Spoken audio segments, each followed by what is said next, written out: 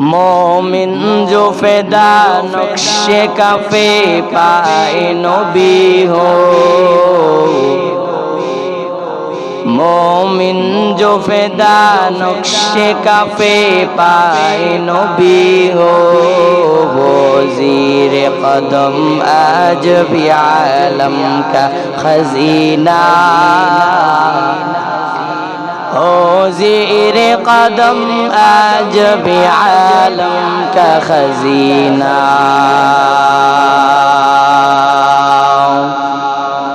गर सुन्नत नबवी की करे पैरवी उम्मत, गर सुन्नत नबवी की करे पैरवी उम्मत, तूफ़ान से निकल जाएगा फिर इसका सफीना,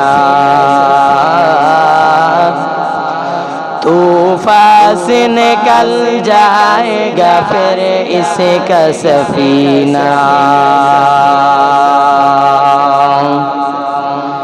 आशिक हो बिरादर शहंशाह दो आलम, आशिक हो बिरादर शहंशाह दो आलम, मिश्कों से ज़ियादा मुबारक जिसका पसीना, मिश्कों से ज़ियादा मुबारक जिसका पसीना। कर दिल में तरफ हो मेरे आका का ज़ियारत, कर दिल में तरफ हो मेरे आका का ज़ियारत, एक आन में आए नबी दिखला दे मदीना, एक आन में आए नबी दिखला दे मदीना। সকলে বলি আলহামদুলিল্লাহ, জোরে বলি আলহামদুলিল্লাহ। আল্লাহ সুবহানাহু ওয়া তাআলার দরবারে লাখো কোটি শুকরিয়া জ্ঞাপন করছি যে মহান রব্বুল আলামিন আমাদেরকে আজকে জুমার দিনে আল্লাহ তাআলার ঘরে একত্রিত হওয়ার মতন তৌফিক দান করেছেন। এজন্য দিল থেকে মন থেকে শুকরিয়া আদায় করি, সকলে বলি আলহামদুলিল্লাহ। লক্ষ কোটি দরুদ ও সালাম আল্লাহর সৃষ্টির প্রধান আকর্ষণ সাইয়্যিদিনা মুহাম্মদুর রাসূলুল্লাহ সাল্লাল্লাহু আলাইহি ওয়া আলিহি ওয়াসাল্লামের উপর আমরা সকলে দুরূদ শরীফ পড়ে নিচ্ছি, সকলে বলি সাল্লাল্লাহু আলাইহি ওয়াসাল্লাম। আল্লাহ পাক যেন আমাদের দুরূদ খানা রাসূলের রওজা মোবারকে পৌঁছিয়ে দেন, আমরা সকলে বলি আমিন।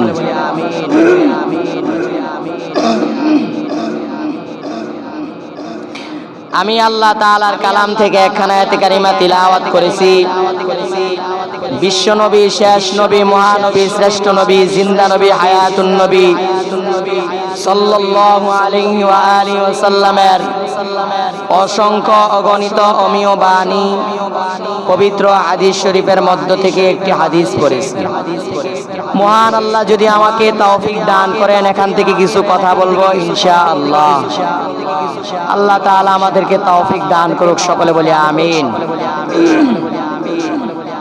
ওয়া আম্মা মান খাফা মাকামা রাব্বিহি ওয়া নাহান নাফসা আনিল হাওয়া, আল্লাহ বলেন যারা আমি আল্লাহর সামনে দণ্ডায়মান হওয়াকে ভয় করে এবং নিজের নফসকে গুনাহের থেকে বাঁচিয়ে রাখে, ফা ইন্নাল জান্নাতা হিয়াল মাওয়া, আল্লাহ বলেন আমি আল্লাহ তাদের জন্য ঠিকানা রাখছি জান্নাতুল মাওয়া। সুবহানাল্লাহ।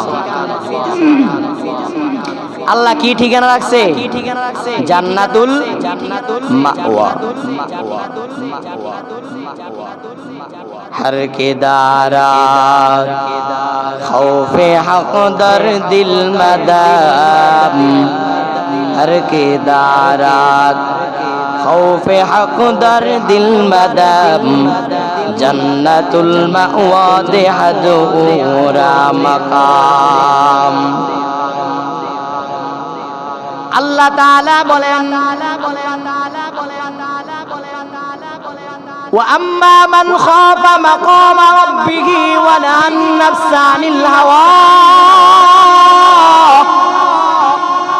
আল্লাহ তাআলা বলে যারা আমি আল্লাহ তাআলার সামনে দণ্ডায়মান হওয়াকে ভয় করি, মানে আমি আল্লাহ তাআলার সামনে দাঁড়ানোকে ভয় করিয়া নিজের নফসটাকে গুনাহের থেকে বাঁচায়া রাখি, আল্লাহ পাক রব্বুল আলামিন বলে বান্দা আমি আল্লাহ তাআলা তোমার জন্য ঠিকানা রাখছি জান্নাতুল মাওয়া। সুবহানাল্লাহ। এই যে আমাদের জন্য আল্লাহ তাআলা জান্নাত বানাইছে, আল্লাহ তাআলা আমাদের জন্য যেই এত সুন্দর জান্নাত বানাইছে, এই জান্নাতটা কত সুন্দর। এই জান্নাতটার একটা রূপ, একটা ইট হবে রূপার, আর একটা ইট হবে স্বর্ণের, আর সিমেন্ট বালুগুলা হবে মেশকাম্বরের। এবার বলেন মুসলমান, জান্নাতটা কত সুন্দর হবে। জান্নাতটা আমাদের সুন্দর হওয়া আমরা চাই কি চাই না? আমরা সব সময় আল্লাহর কাছে জান্নাত বড়টা চাইব। জান্নাত বড়টা পেতে হলে আমল করা লাগবে। জান্নাতের মধ্যে যদি যেতে চাও, জান্নাতে যাওয়ার জন্য কিছু কাজ এগুলা তোমার আমার করতে হবে না? হবে না? কথা কয় না কা? হবে না? হবে না? হবে। জান্নাতে যাওয়ার জন্য এক নাম্বার কাজ হলো ঈমান। ঈমানটা তিনটা জিনিসের নাম। এক নাম্বার হলো ইকরার বিল লিসান, তাসদীক বিল জিনান, আমল বিল আরকান। মুখে স্বীকার করো আল্লাহ আমার এক, অন্তরে বিশ্বাস করো এবং কাজে পরিণত করো। আল্লাহ পাক রব্বুল আলামিন বলেন এই তিনটা জিনিসের নাম ঈমান। তুমি শুধু মুখে স্বীকার করেছো আল্লাহ আমার এক, এটা তুমি অন্তরের মধ্যে বিশ্বাস করলা না, তাহলে বলেন মুসলমান ইমানদার হইছিনি? কথা কয় না ইমানদার হইছিনি? ইমানদার হয় না।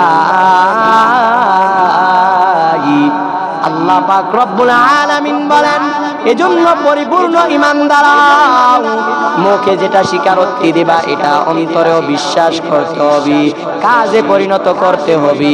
আল্লাহ তাআলা বলেন এক, আল্লাহর কোনো শরীক নাই, আল্লাহর কোনো ছেলে নাই, মেয়ে নাই, আল্লাহর কোনো স্ত্রী নাই, আল্লাহর কোনো মা বাবা নাই। আল্লাহ নিজের পরিচয় আল্লাহ সূরা ইখলাসের মধ্যে তুলে ধরেন। আল্লাহ বলেন কুল হুয়াল্লাহু আহাদ। আল্লাহ বলেন কুল রাসূল আপনি দুনিয়ার মানুষকে জানায়া দেন হু আল্লাহু আহাদ, আল্লাহ হলেন একজন। আল্লাহ কয়জন? কথা কয় না দি আল্লাহ কয়জন? ইয়া ইলাহি তু মেরা মাবুদ হে, ইয়া ইলাহি তু মেরা মাশূক হে, ইয়া ইলাহি মুঝসে মুঝকো दूर कर ताकि देखो मुझे में तुझको एक नजर, या इलाही तू मेरा गफ्फार है, या इलाही तू मेरा सत्तार है। আল্লাহ বলেন এক, আল্লাহ অদ্বিতীয়, আল্লাহর কোনো শরীক নাই। আল্লাহ ছাড়া কোনো দ্বিতীয় আল্লাহ আসেনি? নাই নাই। আল্লাহ ছাড়া কোনো দ্বিতীয় দ্বিতীয় আল্লাহ নাই, আল্লাহ ছাড়া আমাদের আর কোনো মাবুদ নাই। তিনি আমাদেরকে লালন পালন করে, তিনি আমাদের সৃষ্টিকর্তা, তিনি আমাদের রক্ষাকর্তা, তিনি আমাদের লালন পালন কর্তা। ও মুসলমান, কেউ যদি আল্লাহর গুণের মতন আর কারো গুণ মনে করে যে আরেকজনের এরকম গুণ আছে, ঈমান আছে না গেছে? কথা কয় না, ঈমান আছে না গেছে? ঈমান চইলা যাবে। আল্লাহর যেমন গুণের মতো কারো গুণ নাই, আল্লাহর মতো দ্বিতীয় কোনো আল্লাহ নাই। আল্লাহ তাআলা হলেন এক। আল্লাহ বলেন কুল হুয়াল্লাহু আহাদ, আমি আল্লাহ হলাম এক ও দ্বিতীয়, আমার কোনো শরীক নাই। আল্লাহুস সামাদ, আল্লাহ বলেন আমি আল্লাহ তাআলা কারো কাছে টাকা নয়, সকল বান্দা আমার কাছে টাকা। বলেন মুসলমান, দুনিয়ার মধ্যে যত কিছু আছে এদের কাছে আল্লাহ টাকা নাকি আমরা আল্লাহর কাছে টাকা? কথা কয় না, কারা আল্লাহর কাছে টাকা? আমরা আল্লাহর কাছে টাকা। আল্লাহ তাআলার কোনো কিছু প্রয়োজন হলে আল্লাহ তাআলা আমাদের কাছে চায় না। কিন্তু মুসলমান যুবক, আমাদের কোনো কিছু প্রয়োজন হলে আমরা আল্লাহ তাআলার কাছে চাই। এবার বলেন, আল্লাহ আমাদের কাছে ঠেকা নাকি আমরা আল্লাহর কাছে ঠেকা? কথা দি কয় না, কথা না কইলে আমি ওয়াজ করতাম না। কারা আল্লাহর কাছে ঠেকা? আমরা আল্লাহর কাছে ঠেকা।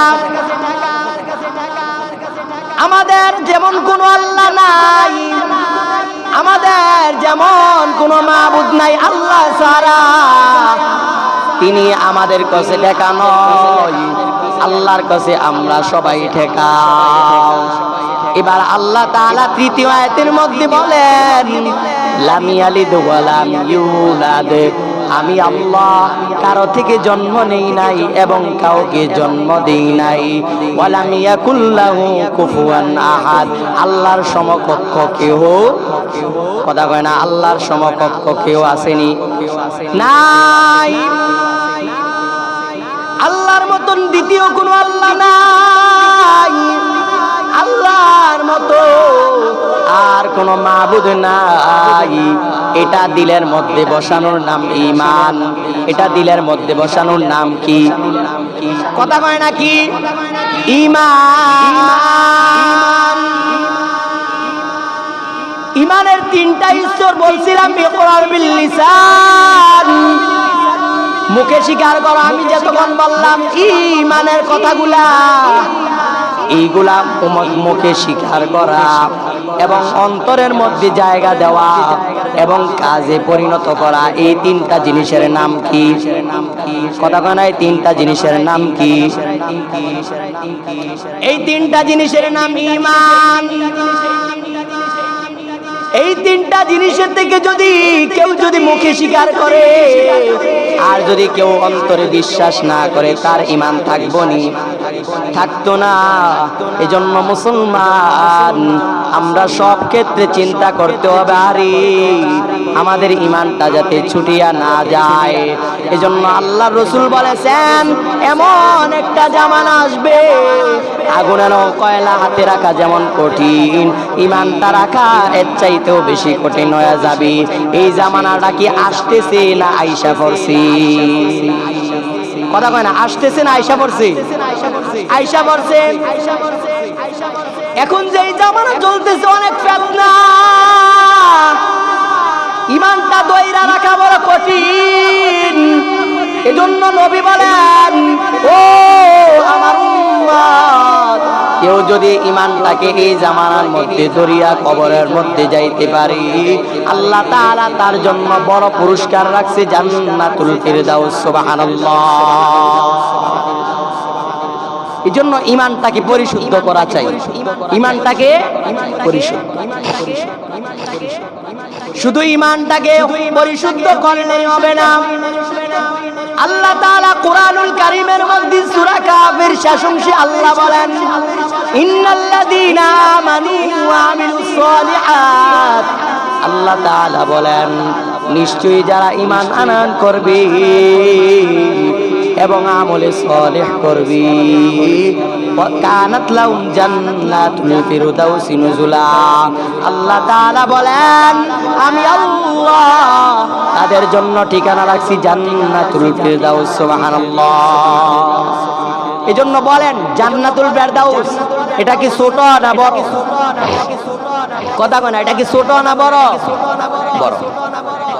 জান্নাতটা এমন, জান্নাতের মধ্যে তুমি যা চাইবা তা পাইবা। জান্নাতের মধ্যে যদি তুমি মনে করো একটা পাখি উইরা যাইতেছি, তুমি মনে মনে কল্পনা করছো আল্লাহ এই পাখিটা যদি আমি খেতে পারতাম। আল্লাহ কয় বান্দা তোমার কোনো টেনশন নাই, তোমার সামনে ওই কল্পনা করার কারণে তোমার সামনে পাখিটা সাথে সাথে গুনাহ হয়ে চলে আসবে। সুবহানাল্লাহ। জান্নাতটা কেমন? এই যে এত সুন্দর জান্নাত, কত সুন্দর জান্নাত, যেই জান্নাত কেউ আমরা চোখে দেখি না। আল্লাহ তাআলা জান্নাতের মধ্যে কথা বলিয়েন না, কথা বললে কথা বের হয় না। আল্লাহ তাআলা জান্নাতের যে জান্নাত আমাদের জন্য বানাইছে, আল্লাহ তাআলার জান্নাতটা কত সুন্দর। জান্নাতের মধ্যে আল্লাহ তাআলা যেই ফলগুলা আমাদেরকে দিবেন, ওই ফলগুলা এক একটা ফলের 70 রকম মজা। সুবহানাল্লাহ। এজন্য জান্নাত পেতে হলে জান্নাতের কাজ করা লাগবে কি লাগবে না? কথা কয় না, লাগবে কি লাগবে না? এজন্য আল্লাহ বলেন ওয়া আম্মা মান খাফা মাকামা রাব্বিহি ওয়া নাহান নাফসা আনিল হাওয়া। আল্লাহ তাআলা বলে আমি আল্লাহ তাআলার সামনে যারা দণ্ডায়মান হওয়াকে ভয় করে, মানে আল্লাহ তাআলার সামনে যারা দাঁড়ানোকে ভয় করি এবং নিজের নফসটাকে পরিশুদ্ধ করিয়া রাখি, আল্লাহ পাক রব্বুল আলামিন বলে বান্দা আমি আল্লাহ তাআলা তোমার জন্য ঠিকানা রাখছি জান্নাতুল মাওয়া। সুবহানাল্লাহ।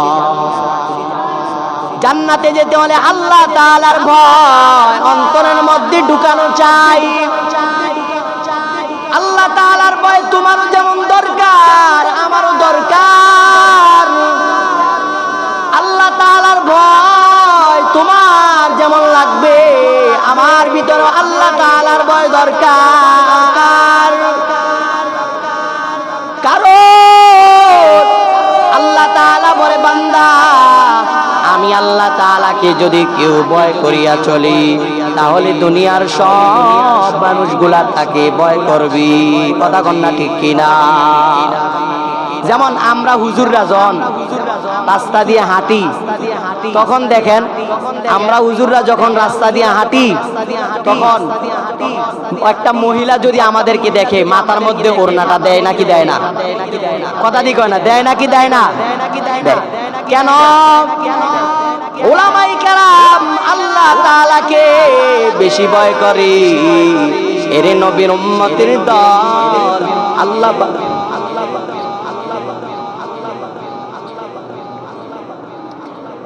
আল্লাহ তাআলা বলে বান্দা আমি আল্লাহ তাআলার গোলামি করিয়া চলবা, আমি আল্লাহ তাআলাকে ভয় করিয়া চলবা।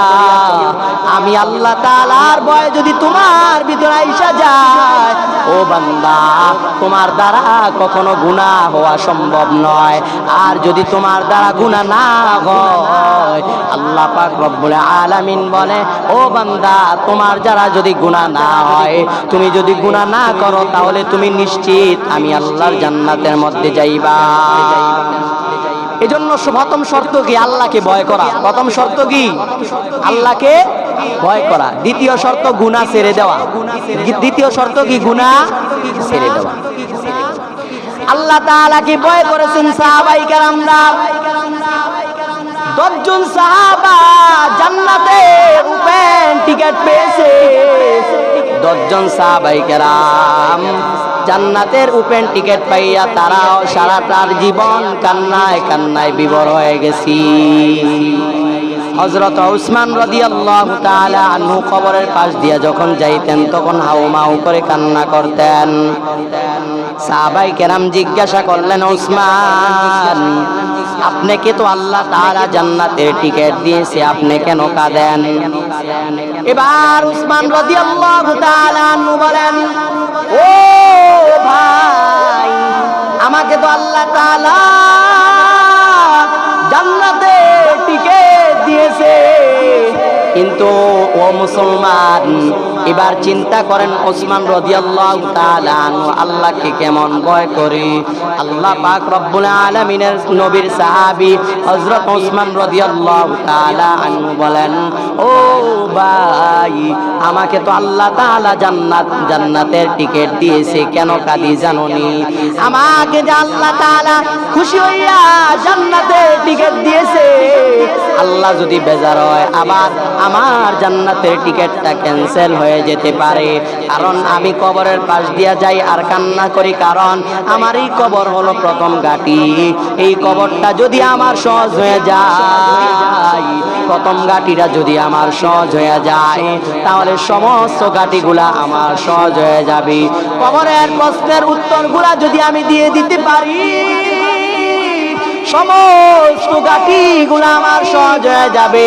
ও দুনিয়ার মুসলমান ইমানদার আল্লাহর গোলাম, হযরত উসমান রাদিয়াল্লাহু তাআলা আনহু যদি জান্নাতের টিকিট পাওয়ার পরেও এত পরিমাণ কান্না করে, তোমার আমার তো আমলও নাই, কিচ্ছু নাই।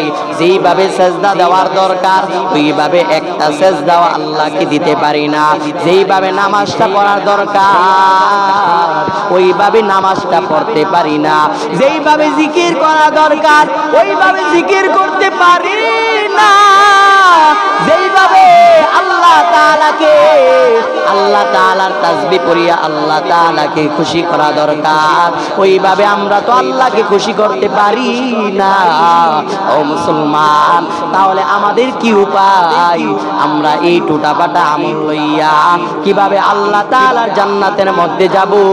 কখনো সম্ভব নয়। জান্নাতের মধ্যে যেতে হলে আমল সুন্দর করা লাগবে কি লাগবে না? কথা দি কয় না, আমল সুন্দর করা লাগবে কি লাগবে না? আমল সে জিंदगी बनती है जन्नत भी जहन्नम, আমল সে जिंदगी बनती है जन्नत भी जहन्नम, ये खाक फितरत में ना नारी है ना नूरी, ये खाक फितरत में ना नारी है ना नूरी। আল্লাহ তাআলার জান্নাতে যেতে হলে আমল সুন্দর করা লাগবে। এজন্য আল্লাহ পাক রব্বুল আলামিন বারবার আমলের কথা বলেন। আল্লাহ তাআলা বলেন, আল্লাহ পাক রব্বুল আলামিন বলেন, ইন্নাল্লাযীনা আমানু ওয়া আমিলুস সালিহাত। আল্লাহ তাআলা বলেন, নিশ্চয় যারা ঈমান আনয়ন করবে এবং আমলে সালেহ করবে তাদের জন্য আমি আল্লাহ তাআলা জান্নাতুল ফিরদাউস রেখেছি। সুবহানাল্লাহ। আমলের কথা আল্লাহ তাআলা বারবার বলেন। আল্লাহর আয়াতের মধ্যে বলেন, ওয়ালাস, সময়ের শপথ, ইন্নাল ইনসানা লাফি খুসর। আল্লাহ বলেন, নিশ্চয়ই সমস্ত ইনসান ক্ষতিগ্রস্ত জাহান্নামী, ইল্লাল্লাযীনা আমানু ওয়া আমিলুস সালিহাত। আল্লাহ পাক রব্বুল আলামিন বলেন, কিন্তু দিয়ে ব্রেক দিয়ে থামায় দিলেন। আল্লাহ পাক বলেন, চার গুণ যেই বান্দার ভিতরে থাকবি ওই চার গুণওয়ালা বান্দারা জান্নাতি, আর বাকি সব হলো জাহান্নামী। এক নাম্বার গুণের নাম ঈমান। এক নাম্বার গুণের নাম কি? কথা বলেন, এক নাম্বার গুণের নাম কি? ঈমান। দুই নাম্বার গুণের নাম না আমল। তিন নাম্বার গুণের নাম সৎ কাজের আদেশ দেওয়া। 4 নাম্বার গুণের নাম হলো অসৎ কাজ থেকে মানুষকে ফিরানো। এজন্য বাবা, ঈমানটা যদি পরিশুদ্ধ হয়ে যায় আমল সুন্দর হয়ে যাবে, আর আমল যদি সুন্দর হয়ে যায় আল্লাহ তাআলার জান্নাত অটোমেটিক পাওয়া যাবে। ও মুসলমান যুবক সন্তান, ও পর্দার অন্তরালের মা বোনেরা, ও বৃদ্ধ বাবাজিরা, ও কলিজার টুকরা যুবকের সন্তানেরা, ওই দিন আর এই দুনিয়াতে বাঁচবেন, এই দুনিয়ার থেকে যাওয়ার আগে আমলটাকে সুন্দর করিয়া দুনিয়ার থেকে যান। কবরের প্রস্তুতি নিয়ে দুনিয়ার থেকে যান, দেখবেন আপনার দুনিয়াও কামিয়াব, আখিরাতও কামিয়াব। সুবহানাল্লাহ। এজন্য জান্নাত পেতে হলে আমলটাকে সুন্দর করা লাগবে, ঈমানটাকে পরিশুদ্ধ করা লাগবে। ঈমানটাকে আমরা 5 টাকার চায়ের কাছে ঈমানটাকে বিক্রি করলে হবে না। অনেক ঈমানদার আছে, অনেকে কয় এই দলের মধ্যে গেলে কয় আমি এই দলের লোক, এই দলের মধ্যে গেলে কয় আমি এই দলের লোক। এরকম মুনাফিক মার্কা কিছু মুসলমান আছে না? না। মুসলমান হতে হলে পরিপূর্ণ মুসলমান হতে হবে। ইসলামের মধ্যে যেহেতু ঢুকেছ, পরিপূর্ণভাবে ইসলামের মধ্যে প্রবেশ করো। আল্লাহ তাআলা বলেন, ইয়া আইয়ুহাল্লাযীনা আমানু দুখুলু ফিস-সিলমি কাফা। আল্লাহ বলেন, ও ঈমানদারেরা, উদখুলু ফিস-সিলমি কাফা। আল্লাহ বলেন, তোমরা ইসলামের ভিতরে পরিপূর্ণভাবে প্রবেশ করো।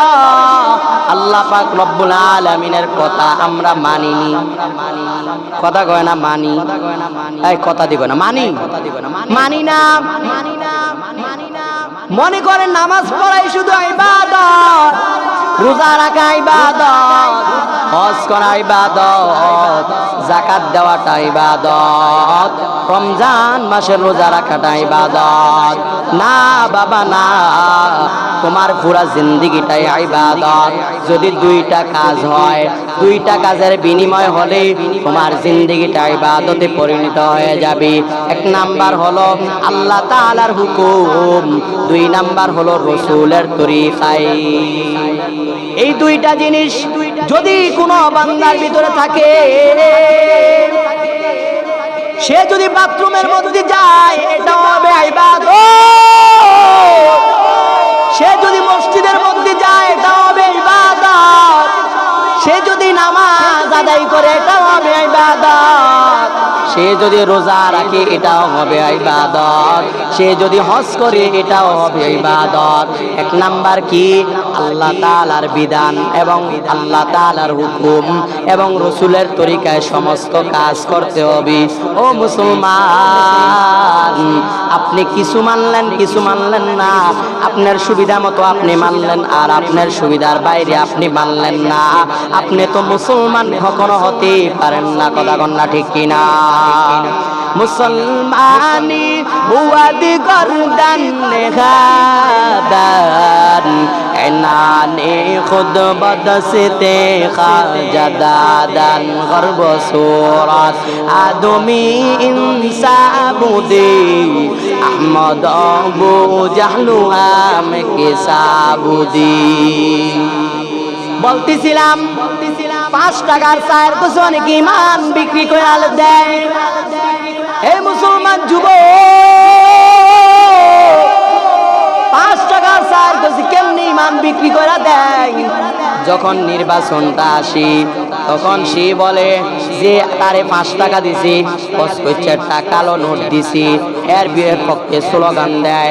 আমার নেতার চরিত্র ফুলের মতো পবিত্র, নামাজ পড়েন একুক্ত, কিন্তু মুসলমান আপনি যে আপনার নেতারে আপনি যে আপনার নেতারে ইয়া দিলেন, আপনি যে আপনার নেতার পক্ষে স্লোগান দিলেন, আপনি যে আপনার নেতার পক্ষ টানলেন, আপনার নেতা যদি আল্লাহর বিরোধিতা করে, আপনার নেতা যদি ইসলামের বিরোধিতা করে, আপনার নেতা যদি নবীর বিরোধিতা করে, আপনি যে নেতাকে সমর্থন দিলেন ওই নেতার সাথে আপনিও একদিন জাহান্নামের মধ্যে যেতে হবে। ঠিক কিনা? রাসূল বলেছেন, আল মারউ মা মান আহাব্বা। তোমার মুহাব্বত যদি আলেমের সাথে হয় তাহলে তুমি আলেমের সাথে জান্নাতের মধ্যে যেতে পারবা। সাথে হয় তাহলে তুমি হিন্দুর সাথে জাহান্নামের মধ্যে যাইবা। তোমার মুহাব্বত যদি ইহুদি নাসারাদের সাথে হয় তাহলে তুমি ইহুদি নাসারাদের সাথে জাহান্নামের মধ্যে যাইবা। তোমার মুহাব্বত যদি নাস্তিক মুরতাদের সাথে হয় তাহলে তোমার মুহাব্বত নাস্তিক মুরতাদের সাথে হওয়ার কারণে তুমি ওই নাস্তিক মুরতাদের সাথে জাহান্নামের মধ্যে যাইবা। এজন্য মুহাব্বত আমরা কি হিন্দু বৌদ্ধ খ্রিস্টানের সাথে রাখবো নাকি আল্লাহ ওয়ালা আলেমদের সাথে রাখবো? কথা কয় না, কাদের সাথে রাখবো? আল্লাহ ওয়ালা আলেমদের সাথে রাখবেন। যদি আলেমদেরকে মুহাব্বত করেন, যদি আলেমদের সুহবতে আপনি চলেন তাহলে আপনার জান্নাতের পথটা সহজ হয়ে যাবে, ঈমানটা পরিশুদ্ধ হয়ে যাবে। কারণ ঈমান শিক্ষা দেয় আলেম ওলামারা। কারা ঈমান শিক্ষা দেয় বলেন? কথা দিক না, কারা ঈমান শিক্ষা দেয়? আলেম ওলামারা ঈমান শিখায়। কেউ যদি আলেম ওলামাদের বিরোধিতা করে সে যেন নবীর বিরোধিতা করলো। কেউ যদি আলেমের সাথে দুশ্মনী করে সে যেন নবীর সাথে দুশ্মনী করলো। কারণ আল্লাহ রাসূল বলেছেন আল উলামা ওয়ারাসাতুল আম্বিয়া, উলামায়ে কেরাম হলো আমি নবীর ওয়ারিস। উলামায়ে কেরাম কার ওয়ারিস? কথা বলে না, কার ওয়ারিস? নবীর ওয়ারিস, নবীজির বন্ধু উলামায়ে কেরাম। এজন্য মুসলমান জান্নাতের পথে আগাইতে হলে আলেমদের সাথে লাগতে হবে, আলেমদের সহবতে যেতে হবে। আলেম ছাড়া আপনি জান্নাতের পথের মধ্যে আগাতে পারবেন না। ইহদিনাস সিরাতাল মুস্তাকিম। আপনারা আপনি সব সময় আল্লাহর কাছে সূরা ফাতিহার মধ্যে নামাজের মধ্যে দোয়া করি, আল্লাহ ইহদিনাস সিরাতাল মুস্তাকিম, আমাদেরকে সহজ সরল হেদায়েতের পথটা দেখায়া দাও। কিন্তু মুসলমান দোয়া তো করতেছেন, এদিক দিয়া আপনি দোয়া করেন, আরেক দিক দিয়া জান্নাতের পথ যিনি দেখাই দিবেন তার বিরোধিতা করেন। কোনসে আল্লাহ জান্নাতের পথ আপনারে দেখাইবনি? কথা কয় না, দেখাইবনি। এ মুসলমান, নবীজি বলেছেন কুনাল ঈমান, তুমি আলেম হও, আও মুতাআল্লিমান, না হলে তুমি আলেমের ছাত্র, আও মুস্তামিআন, না হলে তুমি আলেমের কথা শোনো, আও মুহিব্বান, না হলে তুমি আলেমকে মুহাব্বত করো। কিন্তু সাবধান, পঞ্চম নাম্বার হইও না, ওয়ালা তাকুন খামিসা, পঞ্চম নাম্বার আলেম বিদ্বেষী হইও না। কারণ তুমি যত বড় মন্ত্রী হও, তুমি যত বড় এমপি হও, তুমি যত বড় মাস্টার হও, তুমি যত কিছু হও, তোমার ভিতরে যদি কোরআনের জ্ঞান না থাকে দুইটার দামও তোমার আল্লাহর কাছে। কথা কন না, কোরআনের জ্ঞান না থাকলে 2 টাকার দামও আল্লাহর কাছে নাই নাই। এজন্য মুসলমান আলেমদের সুহবতে যেতে হবে, ঈমানটাকে পরিশুদ্ধ করতে হবে, নেক আমল করতে হবে, তারপরে আল্লাহর জান্নাতের মধ্যে যাওয়া যাবে। জান্নাতের মধ্যে যেতে হলে, জান্নাতের মধ্যে যেতে হলে গীবত শিকায়ত করা যাবে। কথা কয় না, গীবত শিকায়ত করা যাবে না, গীবত শিকায়ত করা যাবে না। কারণ যদি কেউ গীবত শিকায়ত করে, রাসূল বলেন মান্নারু ফিল ইয়াবাসি বিআসরা মিনাল গিবাতি ফি হাসানাতিল বাদি। একটা শুকনা কাঠকে আগুনের মধ্যে দিলে কতক্ষণ লাগে পোড়াইতে? কথা দিয়ে কয় না, কতক্ষণ লাগে? একটা মনে করেন একটা শুকনা কাঠ আপনি আগুনের মধ্যে দিচ্ছেন, এটারে আগুনে জ্বালাইতে কতক্ষণ লাগবে? আর একদম শুকনা কাঠ, পুরা একবারে শুকনা, কথা মনে হয় বুঝেন না, একবার শুকনা মানে এমনি মোরসা দিলে ভাঙিয়া যাবো গা। এরকম কাঠরে যদি আগুনের মধ্যে দেওয়া হয়, আগুনের দম কান্না আগুনের মধ্যে দিলে এই আগুনে জ্বালাইতে কতক্ষণ লাগবে? হ্যাঁ, আগুনে জ্বালাইতে যতক্ষণ লাগবে এর আগে যে গীবত শিকায়ত করে তার নেক আমলগুলো নষ্ট হয়ে যায়। নাউযুবিল্লাহি মিন যালিক। এজন্য ঈমানটাকে পরিশুদ্ধ করব, গীবত শিকায়ত থেকে বেঁচে থাকব। আল্লাহ তাআলা আমাদেরকে যা কিছু বললাম, আল্লাহ আমাকে এবং আপনাদের সবাইকে আমল করার তৌফিক দান করুক। সকলে বলি আমিন। আমি একটা হাদিস পড়ছিলাম, আমি হাদিসের তরজমাটা করেই শেষ। আল্লাহ রাসূল বলেন, ইয়াকুম ওয়াল গিবাতা ফা ইন্না ফিহা সালাসু আফাতিন লা ইস্তাজাবু লাহু দুআ। নবীজি বলেন যে সাবধানে উম্মত, তোমরা গীবত শিকায়াত করবা না। গীবত শিকায়াত করলে কি হবে? তোমাদের দোয়া কবুল হবে না, ভালো কাজ করলে কবুল হবে না। তুমি যে নেক আমল করো, তাহাজ্জুদের আমল, ইশরাক আওয়াবিন, তার চাষতের আমল, এগুলা যে তুমি করো, এই আমলগুলা যার বিরুদ্ধে গীবত শিকায়াত করেছো তার আমলনামার মধ্যে চলে যাবে, আর ওই বান্দার গুনাহগুলা তোমার আমলনামার মধ্যে এসে যাবে। এবার বলেন, গীবত শিকায়াত করলে লাভ না লস? কথা বলেন, লাভ না লস? লস। এই জন্য আমরা গীবত শিকায়াত করব না। আল্লাহ তাআলা আমাদেরকে যা কিছু বললাম, ইমানটাকে পরিশুদ্ধ করে নেক আমল করে গীবত শিকায়াত থেকে বেঁচে থেকে আল্লাহর জান্নাতে যাওয়ার তৌফিক আমাদের সবাইকে দান করুক। সকলে বলি আমিন।